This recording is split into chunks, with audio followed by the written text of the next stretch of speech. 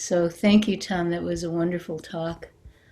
For people who are seeing this on YouTube, it was a talk about the Vimilakarti Sutra, which is, I think it's the only sutra that actually has a plot. And Tom didn't even talk about the punchline, which I won't talk about either. Nor did he talk about my favorite scene in the Vimilakarti Sutra, which doesn't involve Vimilakarti, but Shariputra, who, as Tom mentioned, is the comic foil throughout the sutra. And this deva, this sort of supernatural female being, appears, and basically Shariputra kind of challenges her the way men often challenge women the right to be in certain spaces. And they get into this kind of back and forth, and he begins to realize that she's really something, like she has a lot more attainment than he has. And finally he says something about, well, why are you in a woman's body if you have all this attainment? And she says something like, why should I be in a woman's body? And then she flips, and Shariputra becomes a woman, and she becomes a man, and Shariputra just completely flips out. Why am I in a woman's body? Get me back to my man's body. Just completely flips out. And so he has to acknowledge that, yes, women can attain enlightenment just as much as men can. And when he admits that, there is no gender, in awakening, and when he finally admits that, then she flips him back, and he can relax. It's my favorite scene in all of the sutras combined. Anyway, so thank you for your talk on the Vimalakarti Sutra, and it is readable. All the sutras are, they're not written like bestsellers, but this really is readable. It's not as like the Avatamsaka Sutra or something like that. And I encourage people to read the Vimalakarti Sutra because it's actually funny. It has a lot of jokes in it. In some sense, it ends on a joke in some sense. But anyway, so thank you for your talk. And now I'm going to ask, are there any questions? So if you have a question, please unmute yourself and ask it. And your face will not appear on the video because I'm spotlighted. So are there any questions?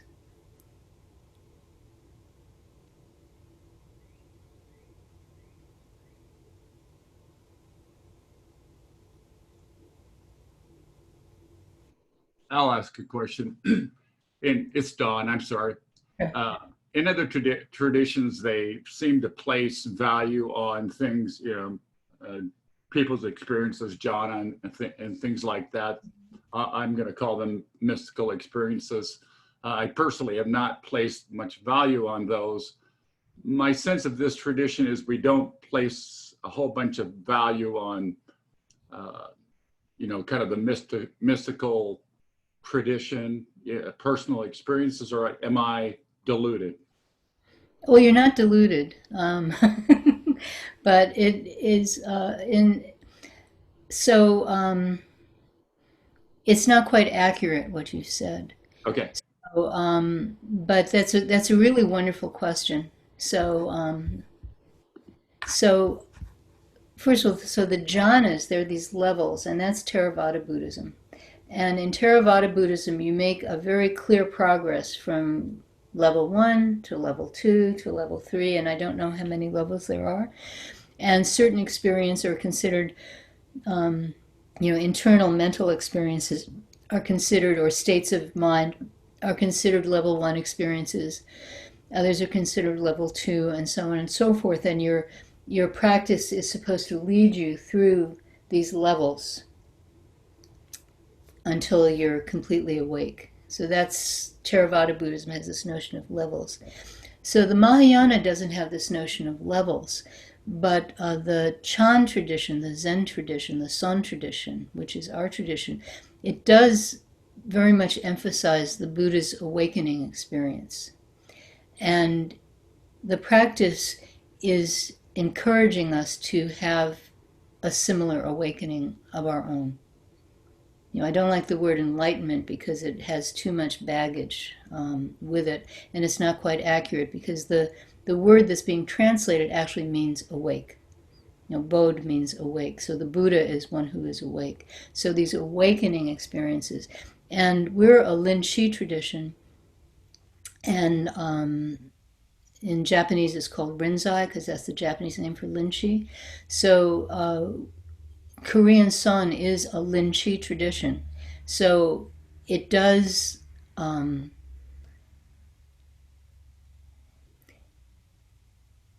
it does have an important understanding of the importance of awakening. But the question is, how does this awakening manifest? So does it have to manifest itself as a kind of experience where you lose consciousness and all these Buddhas and Bodhisattvas appear, and you forget where you are, and there's a very famous a British woman who studied Soto Zen in Japan and became a Zen master and came to America, Jiyu Kennett, and she had this amazing awakening experience where she sort of fell down and started drinking the water she was mopping the floor with, because her experience of oneness was so strong. So this kind of idea where you have to have this kind of experience. So the Japanese rinzai tends to emphasize, they call it kensho, this having this very strong experience which just shatters your world. But our teacher, not all Korean teachers are this way, but our teacher, he felt that was just something more to be attached to. So yes, to be awake is extremely important. That's extremely important. But whether it manifests in this way where you find yourself, drinking the water that you were mopping the floor with, or whether it's just, you just lift one foot up and you put it down and suddenly everything's changed, which actually happened to me a long time ago. I just picked one foot up and I put it down, and in that step, my whole world changed. But I couldn't tell you in what way. It's just, there was just this realignment, So whether it's something very quiet, whether it's something very noisy, whether it's something that we even notice. Like sometimes people, all of a sudden they say, like I'll be having an interview with someone and I say something like, I'm not the person I was like 5 years ago. Everything's different. So however it manifests, it doesn't matter. But this notion of the importance of being awake, that's very important in the Sun tradition. And it doesn't have levels. It's not like, well, you're this much awake, and then you're that much awake, and then you're that much awake. It's like all at once you're awake. And then you fall asleep again, and then you wake up again. So it's another important thing in the Sun tradition, Chan, Zen, Sun. Another important thing is the realization that however it manifests itself, when you have some kind of experience of, whoa, look at that. When you have that kind of experience, that means you have to practice harder. So it's like an opening. It's never final. It's an opening, and you step through that opening, and then there's another opening, and you step through that opening, and then there's another opening. And so it's not the idea that you reach this final thing and then you're done.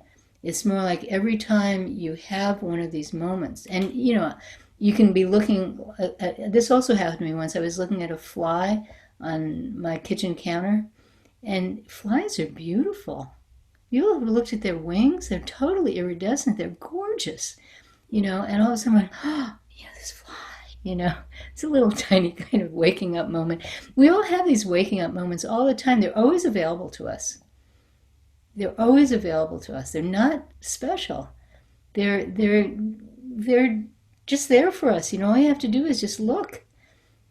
I've started doing photography, and when you take a camera in your hand and you're really looking at things, and then you notice things like, have you ever looked at a sidewalk?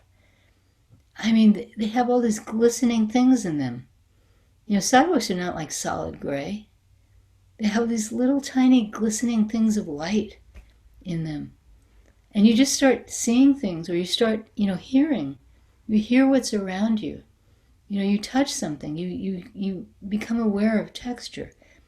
Or it's not even anything particular, it's just this kind of, and everybody has this. And when we do the Compass of Zen class, and it's like 17 sessions, And when we do the one on enlightenment, because that's the name of the chapter in the book Compass of Zen, when we do that one, if I'm teaching it, and I think Stan does the same thing, we go around the room, and or if we do it on Zoom, we'll be going around the Zoom screen and ask everybody their any experience that they've had where suddenly awake.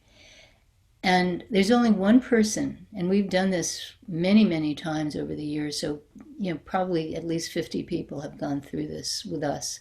And there's only one person in all those years who said, I've never had anything like that, which is fine, maybe this person's just really modest and they live in that state all the time. I don't know.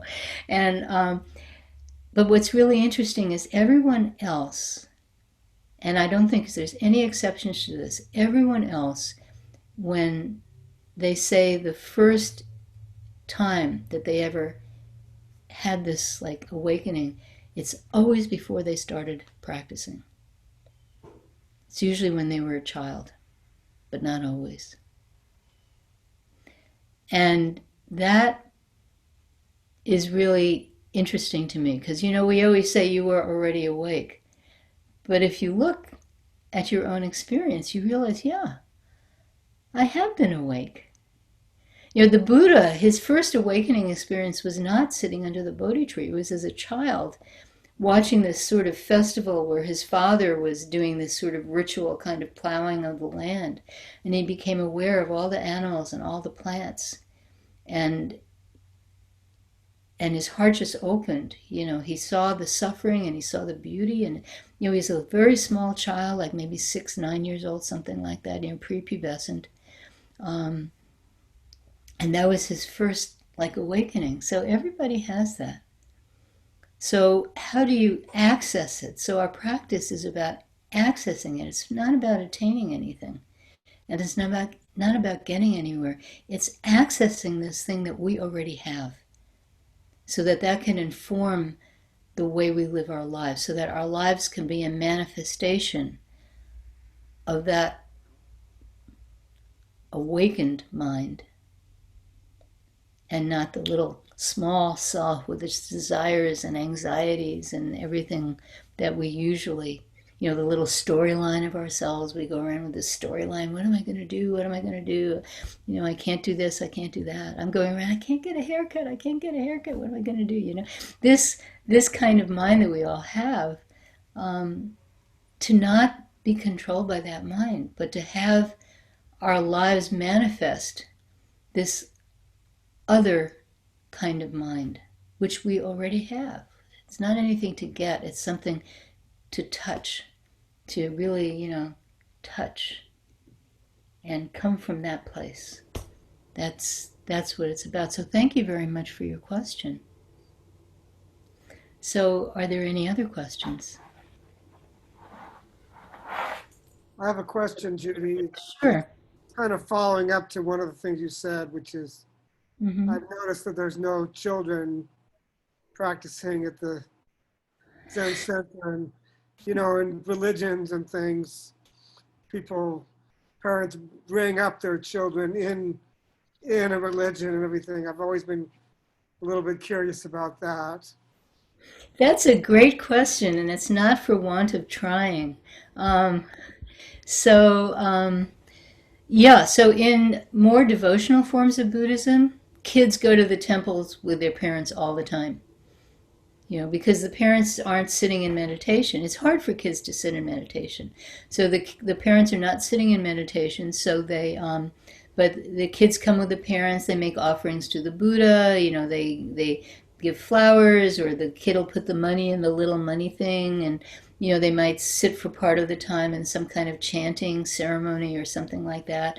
And that's in more traditional Buddhist societies, that's very common. And some of the members of the broader quantum sangha in this country who did grow up in Asian American communities where their parents did go to the temple like that, and they'll tell stories about as a kid going to the temple, and it was just a totally ordinary thing. But not many kids can deal with Zen practice the way it's practiced here. So in Asia, the kind of practice we do is mostly done by monks, and it's not so much done by lay people. And the temples where lay people do this kind of practice, and it's becoming more common for lay people to do it, but they do it sort of special, and you still have the other devotional stuff that the kids can go to. So we have this unusual thing in Buddhist history in the Americas and in Europe where we don't have this devotional stuff going on so much. And so there are a lot of attempts to create like little Sunday schools for kids. And Blake was this close to doing it. He had like a couple of parents who were interested. He had like about, 5 or 6 or 7, kids whose parents were going to volunteer him for this. He had a curriculum. We bought supplies. They're sitting up in the upstairs little closet, over outside the yoga room. That's what the city was happy calling it, a yoga room. We couldn't call it a dormitory for retreats. That flipped them out. We called it a yoga room. They knew what that was. And he was like within a month or two of getting it going, and then COVID hit. And so I couldn't do that. So Providence Zen Center has a program like that. There's some of the Zen centers on the West Coast, and there's one in Ann Arbor, Michigan, that have very thriving children's programs. Ann Arbor and Darmarine in Ann Arbor, in Michigan, and Darmarine, which is in Portland. They even have summer camps, Buddhist camps for kids. But it's hard to get started. Yeah. Yeah, where is the next generation going to come from? We're like the Shakers. The Shakers was this very, very serious. I don't know if they were Anabaptists, but they were kind of one of these real like hardcore, Christian communities. The very, like Mennonites or something, or they really had these communal values and this very deep religiosity. But one of their things was celibacy. So they died out. I mean, they would get converts for a while, and it lasted like 20 or 30 or 40 years. And they're famous for their furniture because they had this sort of stripped down aesthetic, and they made this gorgeous furniture. And there's still people who make furniture in that style, but I don't think there are any actual people practicing their religion. So yeah, it's an interesting issue, and it's something that people are trying to deal with. As meditation becomes more common, in the popular culture. Do you know there's a Barbie meditation doll now? There's a Barbie meditation doll. I'm going to put it on my personal Facebook page. Anyway, it's kind of amazing. So as it gets more into our culture, and kids are taught things like they're taught things like they're moving around the room, and suddenly there's a bell, and then they have to stop and be still, and whatever pose they are, they have to just stop for like 30 seconds and then go on. So this kind of stuff, this sort of mindfulness stuff, is getting very common in the culture.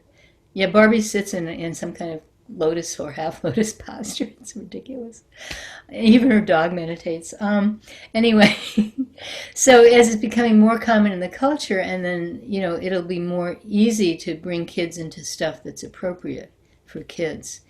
But it's an interesting question. In the Quantum School of Zen,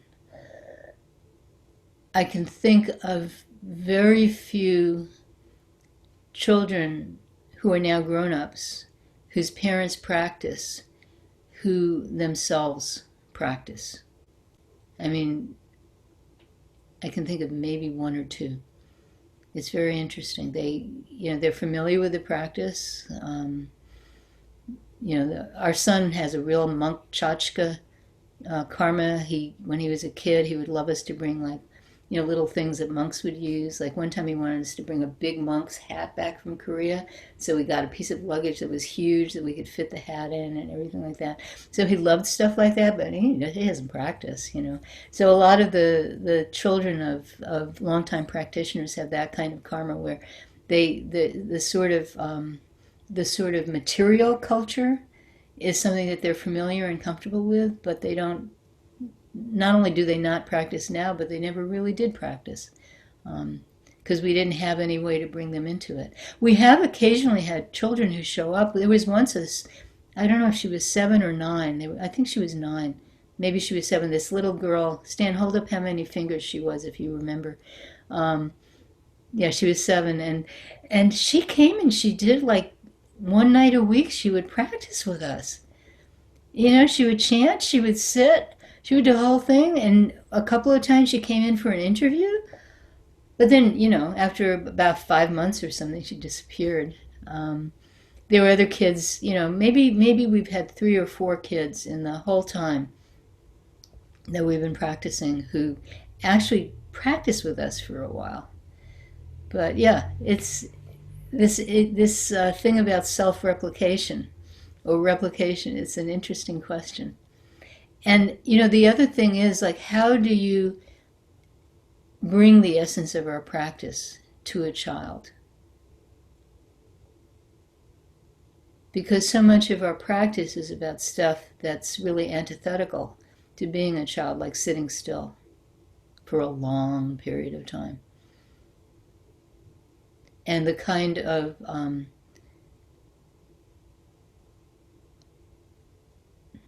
the kind of sort of abstract stuff that we talk about, like emptiness. I mean, how do you talk to a kid about that? So it's a very interesting question, and time will tell. And hopefully we'll be back in our building. By the time we're back in our building, the kids who are going to come to the kids' school might all be, like grown up or something like that. Might be too old. I don't know. So, yeah. Anyway, thank you for your question. Are there any other questions?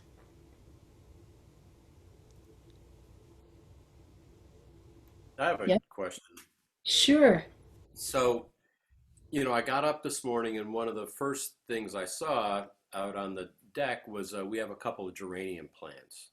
Hmm. And these geraniums, they had some brown leaves and some yellow leaves and some spent flowers that needed to be deadheading. And so I got a pair of scissors right away, and it was a pretty morning, and I'm clipping and pruning these geraniums, and they look a lot better. They look a Hmm. lot better.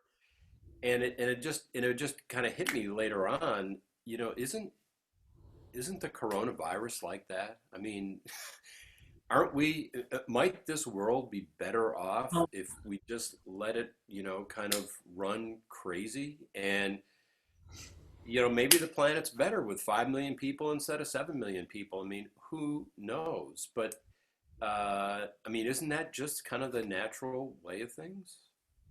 Well, you can go to a bar. Yeah, so Another month of this, I might be ready to go.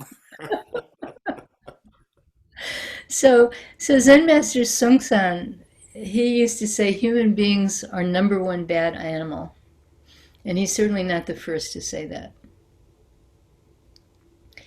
But our place, our job, is not to have abstract thoughts in which you decide that these people should live and these people should die.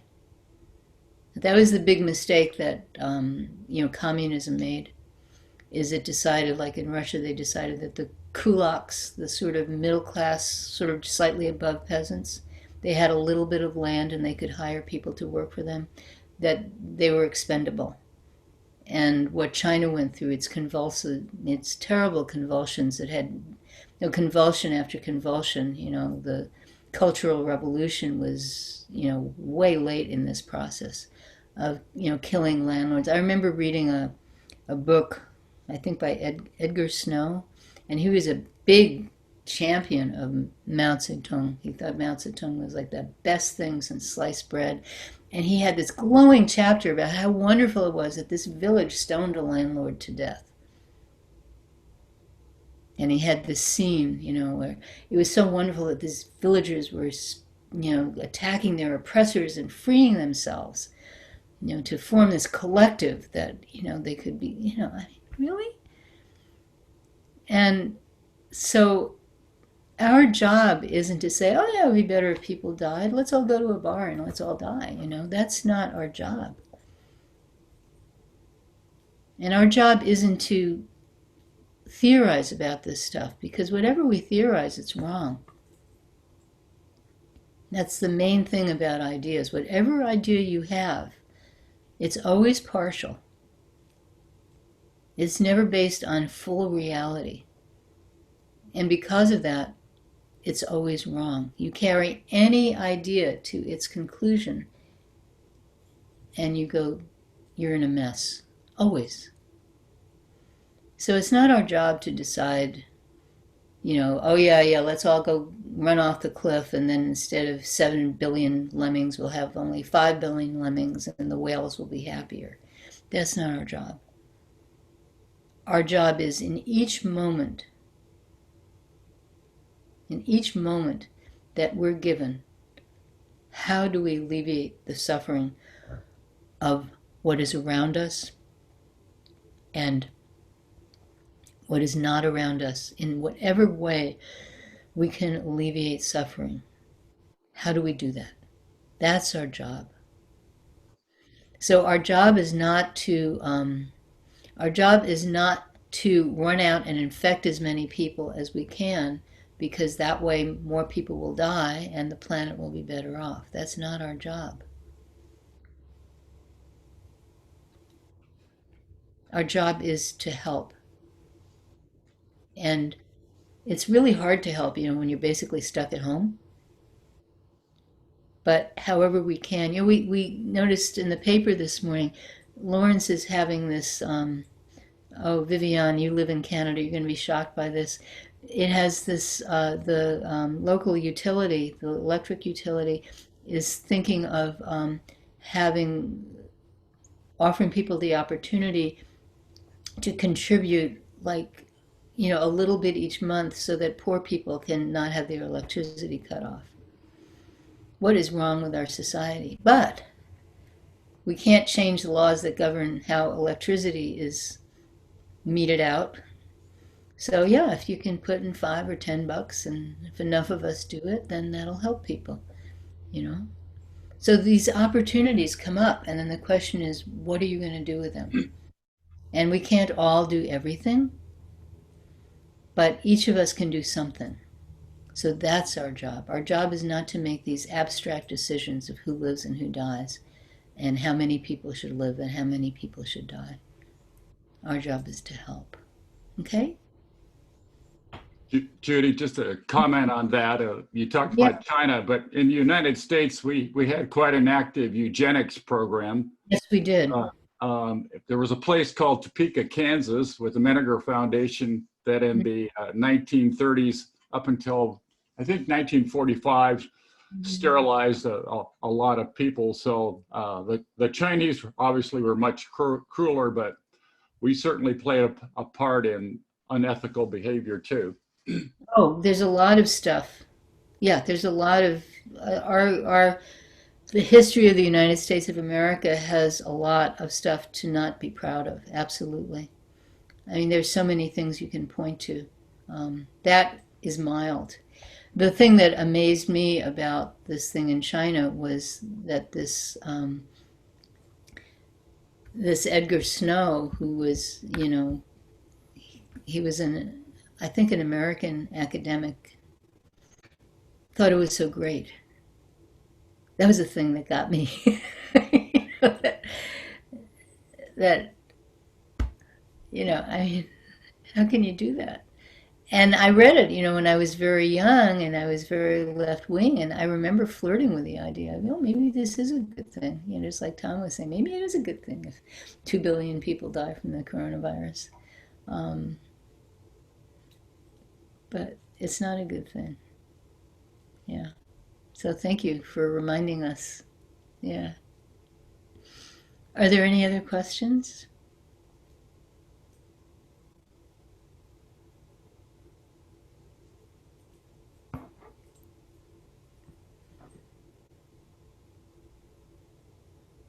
So if there are no questions, we can go back to practice. So this is your last chance. Okay, we'll go back to practice then. Thank you very much, everybody.